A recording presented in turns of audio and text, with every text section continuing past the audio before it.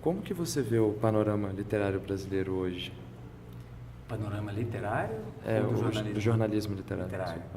Bom, o panorama do jornalismo literário eu vejo de uma maneira bem específica, que é o seguinte, acho que a revista Piauí tem feito o melhor material disso.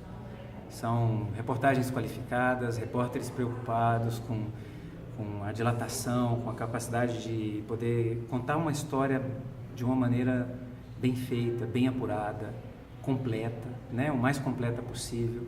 Eu gosto muito disso. Eu acho que a Piauí é uma herdeira da revista Realidade, que fez esse mesmo tipo de trabalho na década de 60 e 70. Ela existiu de 66 a 76, durante 10 anos. Durante um tempo a gente ficou ali meio órfão de boas revistas, né? Havia uma experiência anterior, que é a revista Senhor, que também foi bem bacana, mas aí a Piauí foi criada em 2006, perdão. E desde então ela tem feito um trabalho magistral disso, de grandes coberturas, de se preocupar com temas e criar uma linguagem para aqueles temas que é mais articulada, mais interessante, que é literária de alguma maneira, né? Então eu gosto muito, eu acho que eu sempre conclamo os leitores, né, os potenciais leitores, que leiam a revista Piauí, que tentem ler essa revista, porque ela é muito bacana. E, bom, o seu livro é um bom título, eu li uma entrevista que começa com títulos, né, e depois vem o texto. Eu fui trabalhando com títulos bacanas, divertidos, ousados, promissores, o que for, né, grandes, pequenos, né, toda essa coisa. E fui criando pequenas narrativas para esses títulos. Narrativas que às vezes são mais literárias, às vezes são mais ensaísticas. Então, às vezes, eu estou analisando outros títulos, ou títulos que encontrei dentro do livro de alguém.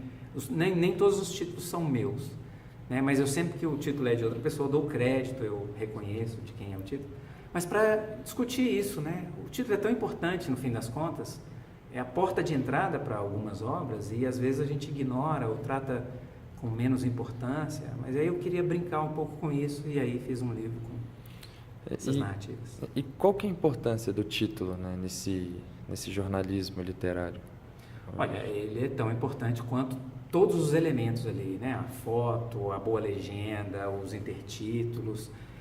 O título, ele amarra o material todo, né? Ele aponta para o assunto que está naquela matéria.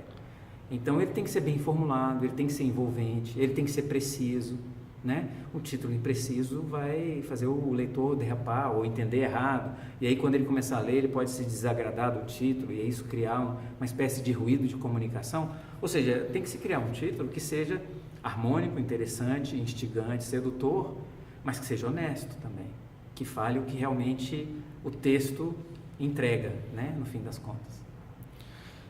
E, bom, na palestra você falou, né, do jornalismo literário, da humanização, do realismo, né, qual que é a importância dessa humanização, né, do jornalismo hoje nessa discussão sobre minorias, né, que a gente está vivendo? É essencial, é crucial, porque se você está discutindo direitos de minorias, isso passa necessariamente pela humanização, pelo modo como essas minorias foram maltratadas no passado e como elas agora querem ser tratadas com dignidade, que é um direito, enfim, de qualquer ser humano.